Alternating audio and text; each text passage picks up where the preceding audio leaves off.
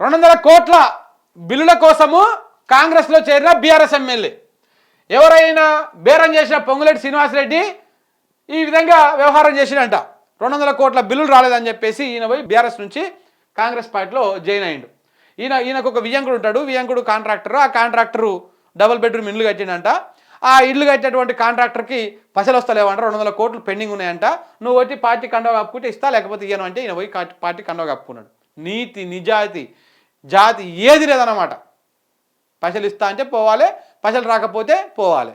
So ఈ విధంగా అన్నట్టు అది దానికి కొంతమంది పెట్టిర్రు. చూడరా ఇక అభిషేకాలు చూడరా ఎట్లా ఉన్నాయో ఈ అభిషేకాలు, ఈ అద్భుతాలు. జీవన్ రెడ్డి మీద నువ్వు గెలిచే ముఖమే కాదు, అలాంటిది నిన్ను 2 సార్లు గెలిపించుకున్నావు. మొగోనివి అయితే రాజీనామా చేసి మళ్ళీ పోటీ చేయి. సంజయ్ నీకే చెప్తుర్రు, నువ్వు మొగోనివి అయితే రాజీనామా చేసి మళ్ళీ కాంగ్రెస్ పార్టీ గుర్తు మీద పోటీ అయ్యి అప్పుడు నువ్వు గెలిస్తే మొగోని మనం ఒప్పుకుంటామని చెప్పేసి నీ కార్యకర్తలే చెప్తా ఉన్నారు. నీకు మెసేజ్ పెట్టిరు చూడు, డైరెక్ట్ నీకే మెసేజ్ పెట్టిరు సంజయ్ కుమార్ సార్ అని చెప్పేసి. ఇంతకు దిగజారిపోయినావు నువ్వు. ఇక ఇది ఇట్లా ఉంటే ఇక ఈ పోచారం బ్యాచ్ది. నేను పోచారం జాయిన్ అయినప్పుడు రాలేకపోయిన లైవ్లకు.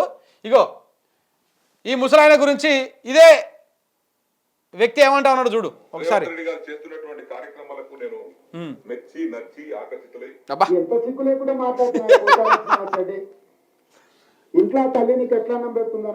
ఎంత సిగ్గు లేకుండా మాట్లాడుతున్నావా పోచారం శ్రీనివాసరెడ్డి?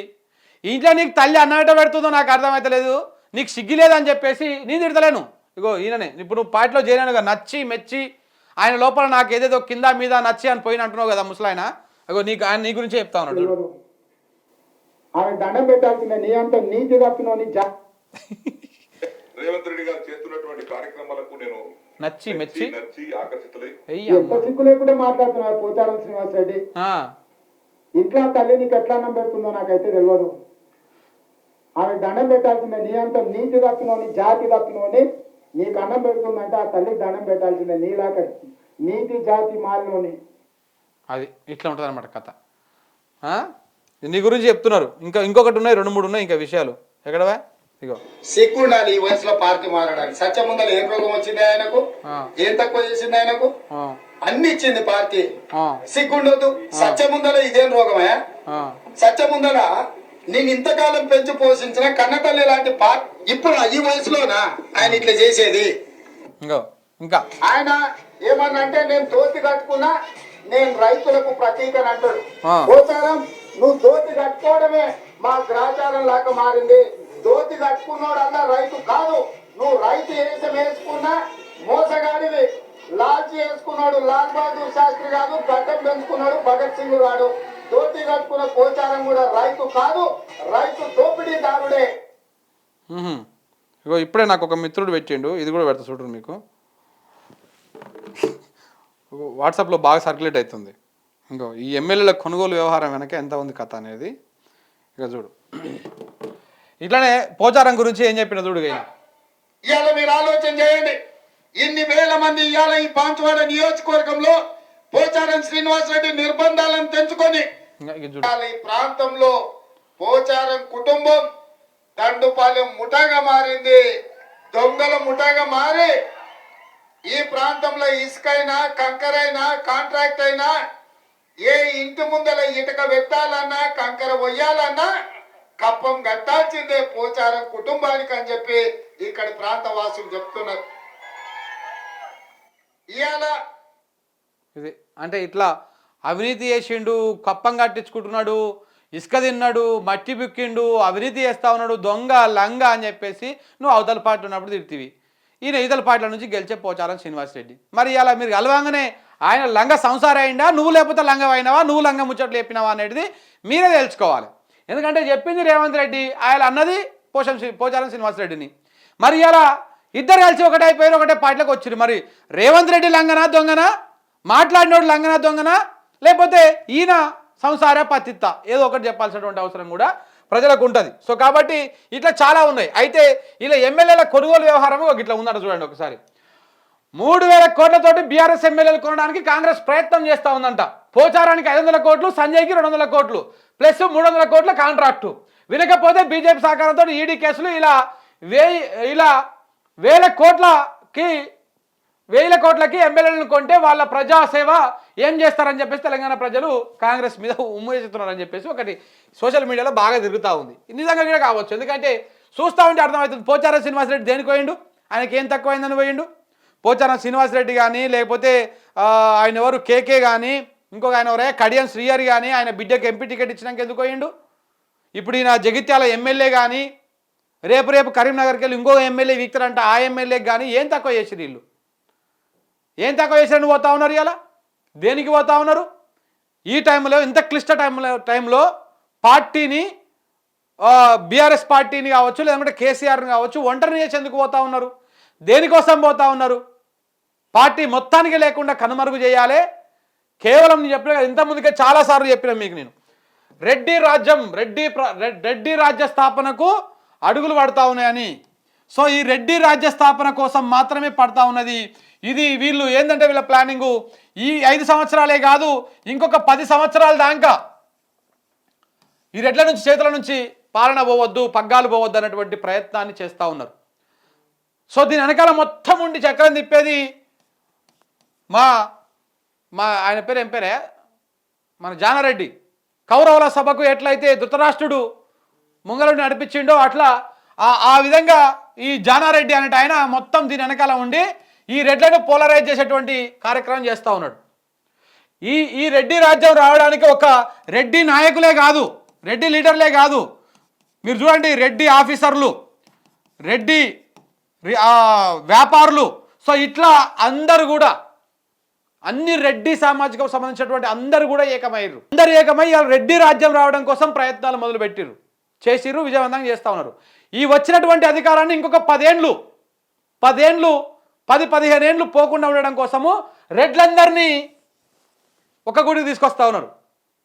ఇక రెడ్డి అనేటువంటి తోక ఉన్నటువంటి చాలామంది కూడా దాదాపు ఇప్పుడు ఉన్నటువంటి వాళ్ళలో సపోజ్ ఒక 10 మంది లెక్కేసుకుంటే ఇందులో దాదాపు 8 మంది వెళ్ళిపోతారు. ఏ జగదీష్ రెడ్డి లాంటి వాళ్ళు కొంతమంది మాత్రమే మిగులుతారు.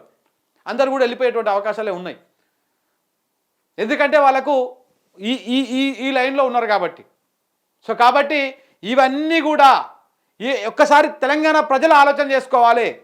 ఈ రెడ్లందరూ ఏకమవుతా ఉన్నారు, రెడ్లందరూ ఏకమై రెడ్డి రాజ్యం తెస్తూ ఉన్నారు. తెలంగాణ రాష్ట్రంలో ఎట్లా జరుగుతూ ఉందో ఇది దారుణాలు జరుగుతూ ఉన్నాయి, మనం చూస్తూ ఉన్నాం. మరి ఎందుకు మనం బీసీలం ఏకం కాలేకపోతా ఉన్నాం? ఎందుకు మనం ఎస్సీలం ఏకం కాలేకపోతా ఉన్నాం? ఎందుకు మనము ఈ సంబంధ వర్గాలు ఎందుకు ఏకం కాలేకపోతా ఉన్నాయి? దేనికి ఏకం కాలేకపోతా ఉన్నాయి? మన దాంట్లో ఒక నాయకుడు పుట్టుకొస్తే వాళ్ళని ఎందుకు గెలిపించుకోలేకపోతా ఉన్నాం? ఎందుకు మనం ముందుకు తీసుకుపోలేకపోతా ఉన్నాం? ఒకసారి ఆలోచన చేసుకోండి మీరే. ఎన్ని రోజులు ఇంకా కూడా రెడ్డి మోచేతుల నీళ్ళు లాగి బతుకుతాం అనుకునేటువంటి ప్రయత్నాల నుంచి బయటపడండి. బీసీ ఎస్సీ ఎస్టీలు ఐక్యం కావాల్సినటువంటి అవసరం ఉన్నది. ముఖ్యంగా కనీసం ఆడుకో దళితులు ఎస్టీలు వీళ్ళ కోట వీళ్ళకి వస్తూ ఉన్నది. కానీ బీసీలే చిన్నాభిన్నం అయిపోతూ ఉన్నారు. అన్న రెడ్డి అన్నకు జై, ఈ అన్నకు జై అని జైలు కొట్టుకుంటూ కూర్చుంటా ఉన్నారు తప్ప మన లోపల నాయకత్వ లక్షణాలు పెంచుకున్నటువంటి ప్రయత్నాలు చేయడం లేదు. రేపటి నాడు ఇక్కడ కూడా నేను చెప్తా ఉన్నా, ఇవాళ నేను బీఆర్ఎస్ పార్టీకి కూడా చెప్తా ఉన్నా, ఇదే బీఆర్ఎస్ పార్టీ రెడ్లను నమ్ముకొని ఇలా శాంతం ఈ విధంగా ఇలాంటి పరిస్థితికి వచ్చింది. మీరు ఎప్పుడైతే ఈ బీసీలను ఎస్సీ ఎస్టీలను నమ్ముకుంటారో అప్పుడే ఈ వర్గాల నుంచి మీరు లీడర్షిప్ను పెంపొందించండి. తెగింపు ఉంటుంది వీళ్ళకు ఈ రెడ్డి నాయకులకు ఎంతసేపు ఉన్న డబ్బులు కావాలి, ఆర్థికం కావాలి. నువ్వు ఎన్ని రాజభోగాలు, నువ్వు ఎంత అద్భుతమైనటువంటి పదవులు ఇయ్యి. పోచారం శ్రీనివాసరెడ్డికి ఏం తక్కువ చేసిండా కేసీఆర్? ఓ టర్ములో వ్యవసాయ శాఖ ఇచ్చిండు, ఓ టర్ములో స్పీకర్ ఇచ్చిండు. ఈ రాష్ట్రంలో అత్యధికంగా నిధులు పోయినటువంటి నియోజకవర్గాల్లో బాన్సువాడ నియోజకవర్గం ఒకటి. ఏం అడిగినా కాదనుకుంటా ఇచ్చిండు. అంత ఇచ్చినా కానీ ఎందుకు పోయిండు? కేవలం రెడ్డి, REDDY రెడ్డి. తన కొడుకు రెడ్డి కోసము ఇప్పుడు రెడ్డి ఇంకో రెడ్డి పార్టీలకు పోయిండు అంతే. నువ్వు ఎన్నైనా చేయి, ఏమైనా చేయి.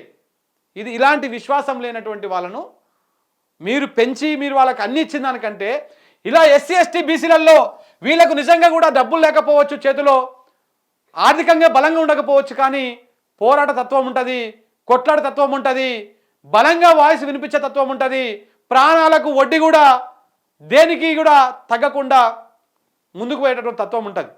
ఎవరికి? ఈ బిడ్డలకు మీరు అవకాశం కల్పియండి. జనరల్ అనగానే ఒక రెడ్డిని పట్టుకరాకురి, జనరల్ అనగానే ఒక రావును పట్టుకరాకురి, జనరల్ అనగానే ఒక అగ్రవర్ణాన్ని పట్టుకరాకురి. జనరల్లో కూడా ఈ బీసీలకు ఎస్సీ ఎస్టీలకు అవకాశం కల్పించండి, జనరల్ స్థానాల్లో కూడా. వాళ్ళకు మీరు ఎంతో కొంత చేయుతనివ్వండి, 200% బీఆర్ఎస్ పార్టీ నిలబడుతుంది. ఇంకా కూడా ఇదే ఈక్వేషన్స్ పెట్టుకొని క్యాస్ట్ ఈక్వేషన్స్ పెట్టుకుంటే నడవదు. మొన్న భువనగిరిలో నేను చెప్తున్నా కదా, పైలా శేఖర్ రెడ్డిని పోటీ చేయమని చెప్పారు. ఆయన ఎందుకు చేయలే పోటీ? ఆయన రెడ్డి, నిజంగా కూడా ఆయన పోటీ చేసి ఉంటే ఆడ సినిమా వేరే తిరుగుంటుండే. ఎందుకు చేయలే? నా పైసలు పోతాయి, నేను 40 కోట్లు ఖర్చు పెట్టాలి, నా పైసలు పోతాయి, నేను చేయను అని చెప్పిండు. కేవలం పైసలు పోతాయని. ఇది నిజం, వాస్తవం. ఎక్కడున్నాడు? ఈయన మూలాలు మొత్తం కర్ణాటకలో ఉంటాయి, దందాలు ఉంటాయి, వ్యవహారం ఉంటుంది కాబట్టి అక్కడ నన్ను వచ్చుతారు, చేస్తారని చెప్పేసి ఎంతసేపు ఉన్న ఆస్తులు కాపాడుకోవాలి, ఇది కాపాడుకోవాలి, అంతే.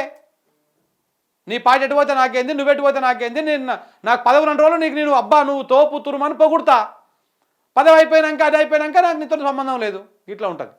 అదే ఒక బీసీ అనుకో, ఇదే నేను పోటీ చేయనున్న కాడ ఒక బీసీ బిడ్డ పోటీ చేసిండు, క్యామ మల్లేష్.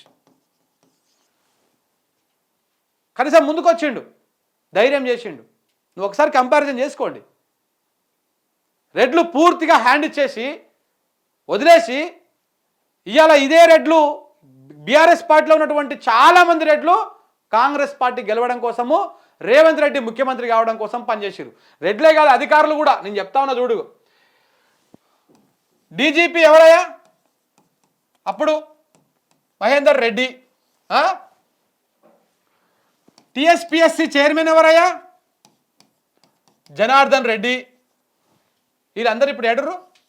ఈయననేమో దీనికి చైర్మన్ అయ్యిండు, ఈయన 2 సార్లు పేపర్ లీక్ చేసిన ఎలాంటి విచారణ లేకుండా సైడ్కు తప్పుకున్నాడు. వీళ్ళంతా ఎవరు? శివధర్ రెడ్డి ఎవరు? ఇలా కొత్త కూడా ఆయన పేరు ఏం పేరు? CP, Hyderabad CP. ఆ రెడ్డి ఎవరు? వీళ్ళందరూ ఎవరెవరికి సపోర్ట్లు చేసిర్రు గతంలో, ప్రభుత్వంలో ఉండి ఎవరికి ఇన్ఫార్మర్లుగా పనిచేసిర్రు. కాబట్టి ఇది ఒక్క రోజులో జరిగింది కాదు, మొత్తం రెడ్లందరూ ఏకమయ్యి ఒక ప్రభుత్వాన్ని కూలగొట్టి ఇంకొక వాళ్ళ రాజ్యాన్ని తెచ్చుకున్నారు. ఇది నిజం జరిగినటువంటి వ్యవహారం. సో కాబట్టి ఇప్పటికైనా ఇంతమంది రెడ్లు ఏకమయ్యారు కదా, మరి బీసీలందరూ ఏకమైతే, ఎస్సీలందరూ ఏకమైతే, ఎస్టీలందరూ ఏకమైతే ఎట్లుంటుంది? ఈ బీసీలందరికీ ఏమవుతుంది? పోరాటం చేసే తత్వం ఉంటుంది కానీ డబ్బులు ఉండవు. ఇప్పుడు సపోజ్ మాకు శ్రీనివాస్ గౌడ్ ఉన్నాడు, ఎవరు? బీసీల నుంచి. ఆ శ్రీనివాస్ గౌడు ఎంతసేపు ఉన్న వాడు ఎదగాలి, మన అన్నదమ్ములు ఎదగాలి, కానీ వాడు ఇంకొకరిని ఎదగనియాడు, ఇంకొక గౌడుని బయటకు రానియాడు. ఇలాంటి దుర్మార్గాలు ఉంటాయి. నేను వాస్తవాలు చెప్తా ఉన్నా, నేను ఇందులో ఏమీ భేషజం లేదు. ఇట్లా ఇందులో ఉన్నటువంటి వాళ్ళు ఇట్లా అంటున్నారు. అదే కనుక పార్టీ అధిష్టానం బీఆర్ఎస్ కనుక ఇలాంటి బీసీల నుంచి, ఎస్సీల నుంచి యువ నాయకులను తీసుకోండి, ఫైట్ చేస్తారని తీసుకోండి. ఇవాళ కాంగ్రెస్ పార్టీలో గెలిచిన వాళ్ళు దాదాపు 30 మంది కొత్త వాళ్ళే, ఏమో మనకేం తెలియకుండా గెలిచిరు. యువ నాయకులకి ప్రజలు పట్టం కడతారు. ముసలోళ్ళని ఇంకా మూకోళ్ళని ఇలా నవ్వుకోవాల్సిన అవసరం లేదు. వాళ్ళని పార్టీ కోసం వాడుకోండి, ఏదైనా దానికోసం వాడుకోండి. యంగ్స్టర్స్ని ఎంకరేజ్ చేయాల్సినటువంటి అవసరం ఉంది బీఆర్ఎస్ పార్టీకి. ఇంకా కూడా మేల్కోకపోతే ఎవడేం చేయలేడు దాన్ని. బీఆర్ఎస్ పార్టీకి ఇప్పుడు యువకులకు అవకాశం ఇచ్చేది పార్టీ ఏదైనా ఉందంటే అది బీఆర్ఎస్ పార్టీ మాత్రమే. యువకులను అవకాశం ఇవ్వండి, వాళ్ళలో చైతన్యం కల్పించండి, వాళ్ళకు సబ్జెక్టు నేర్పండి, క్లాసులు పెట్టండి, శిక్షణ తరగతులు పెట్టేసి ఇగో ఏ విధంగా ఫైట్ చేయాలో ఆ విధంగా ఫైట్ చేయండి. 119 నియోజకవర్గాలు ఇప్పుడు చాలామంది పోతా ఉన్నారు కదా, పోనీయాలి, ఏమనొద్దు. బాన్స్వాడలో ఆయన పోతే ఇంకొక యంగ్స్టర్ని రెడీ చేయండి, ఇంకో దగ్గర ఇంకొక ఆయన పోతే ఇంకో యంగ్స్టర్ని రెడీ చేయండి. అంతేగాని ఆయన పోగానే ఆయనకు అపోజిషన్లో ఇంకో పార్టీ ఉంటాడు, ఆయన తీసుకొచ్చి ఇల్లు పెడదాము, మళ్ళీ ఈయనకే ఇద్దామంటే ఇంకా జీవితంలో ఇవి బాగుపడవు. యువ రక్తాన్ని, యువ నాయకులను తీసుకురండి. జనం అంతా కూడా ఒక యువ నాయకుడి వైపే ఉన్నారు. ఇవాళ యువకులు పోటీ చేసిన దగ్గర దాదాపు 80% విన్నింగ్ రేట్ ఉన్నది. దాన్ని ఆలోచన చేయండి. పోచారం అవకాశవాది, ఇక నీ పని అయిపోయిందే జీవనన్న, నీ ముచ్చటే వచ్చింది. ఇక నీకు కూడా ఎమ్మెల్యే వచ్చిండు, నేను దేకారు, ఇక పక్కన పడేస్తారు, అయిపోతుంది. ఇది గ్రాడ్యుయేట్ ఎమ్మెల్సీ కదీనా, రేపు నీది కూడా అయిపోతుంది దుకాణం. ఇక నెక్స్ట్ నువ్వు గెలిచేటువంటి అవకాశాలు లేవు ఎడ కూడా. నిన్ను మీ వాళ్ళు అడగొడతారు ఊకే, నువ్వు మళ్ళీ పవర్ సెంటర్ అవుతావని.